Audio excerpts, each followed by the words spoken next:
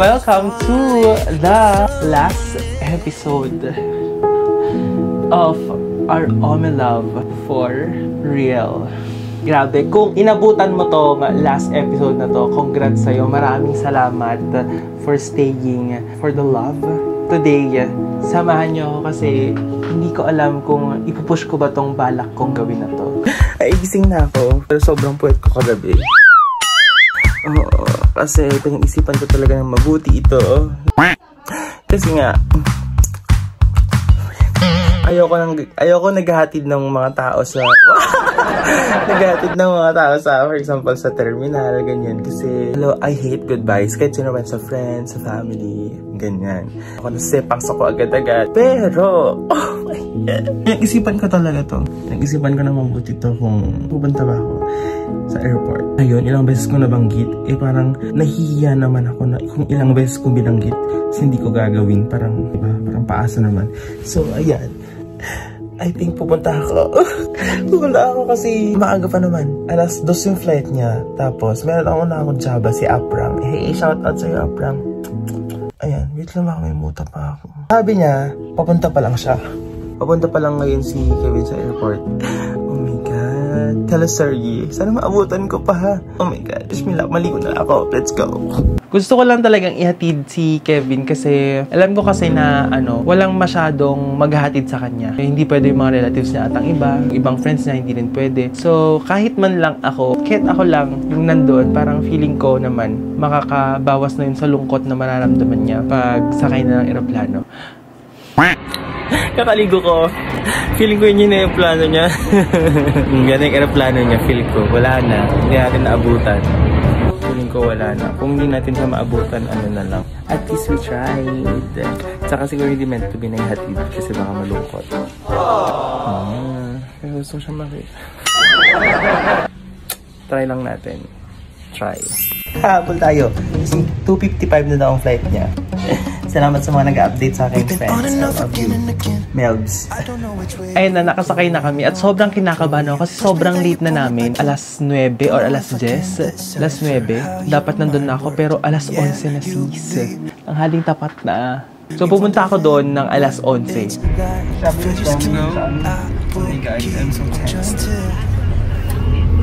You give me a sign. Give me a sign. Oh, give me a sign. Baby, give me a sign. Just give me one more.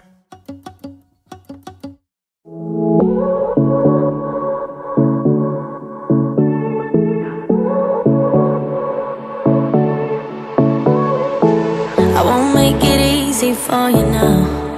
Nasaan ka na, Kevin? Char. Oh, mga sis, wala na siya sis.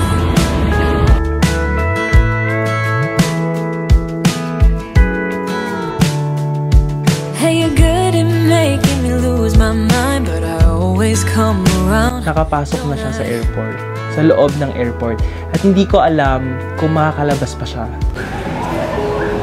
Oh my God, nakapasok na ata siya. I guess, next year na lang. Oh my God. Kung mapapanood mo to, at least alam mo na pumunta ako sa airport. Para ihatid ka. Ayan, at least. Wala. Payak ka? Naiiyak ka ba? Hindi naman. Char. Oo, char. At least punta tayo sa airport. Sayang. Ayan, wala na talaga akong hope kanina pero sabi nila baka pwede ko pa daw antayin kasi baka makakalabas pa siya. So ayan, we've been waiting for, anong oras na kanina? 11 ang pumunta kanina dito. At ang oras na ngayon ay 12:46. 12:46 na mga kapuso. Antayin natin. Baka pwede pa siyang lumabas. Sana pwede pa siyang lumabas mamaya.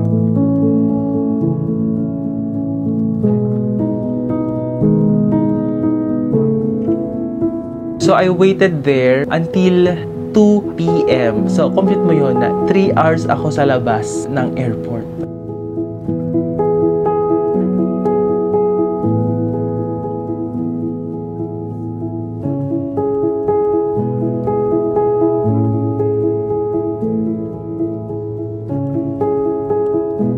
At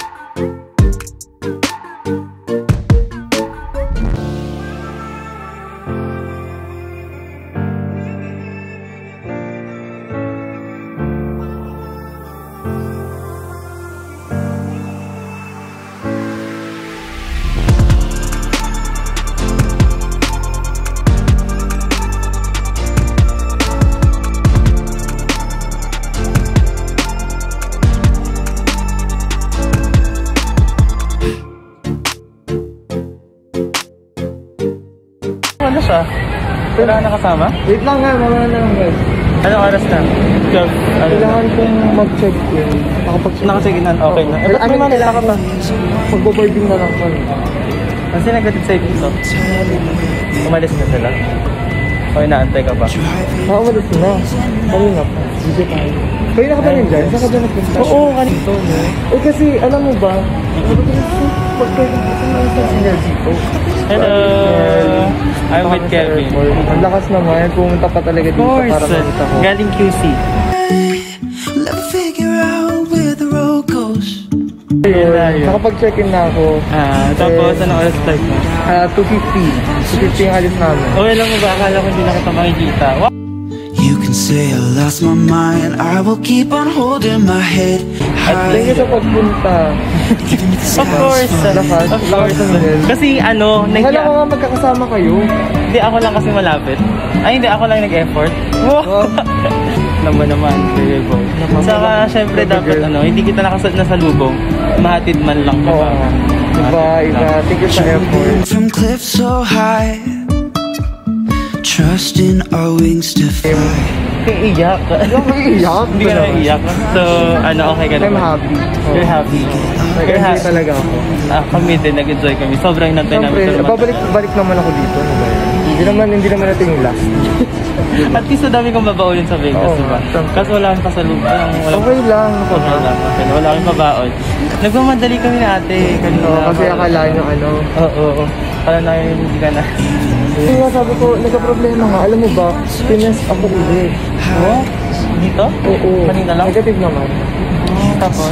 So yun, hindi ako makapag-check-in. Kailangan ko daw bagong result. Kaya matagal ka? 72 hours. Oo, kaya matagal ako. 30 minutes ako nag-inside. Hindi ko masabi sa'yo kasi na-stress na ako kanina. Okay, sorry. Okay, magkano? Kahit hindi lumabas ka sa'yo. Yung positive. Pero makakahawa ako. Mahawakan kita. Okay lang. Pag ikaw nakawa, okay lang. I'm getting chills when they tell me you're not yourself. Trying to move, but it's hard, I'm out of breath.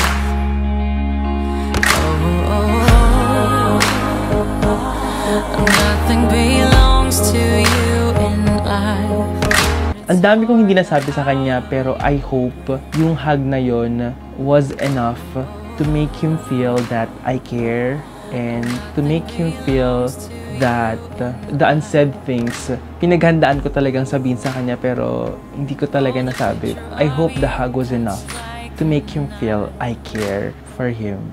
I hate goodbyes, pero maybe sometimes goodbyes don't mean it is the end of the road for two people, but I think sometimes goodbyes mean new opportunities and new beginnings.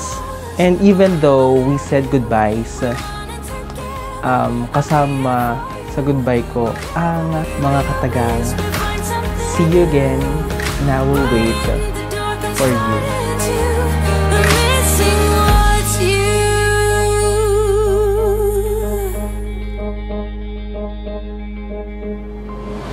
I see your face, your mouth looks like mine.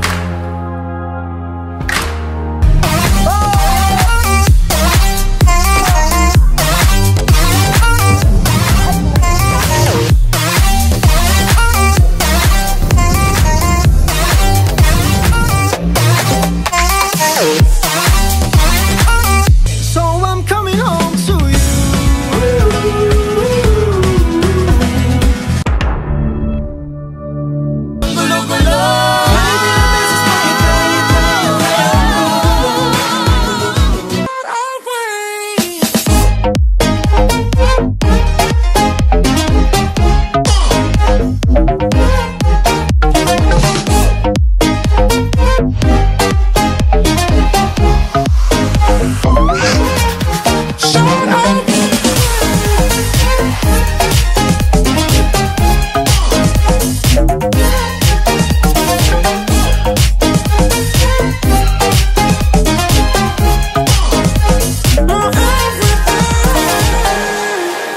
Won't let you touch me, won't let you go to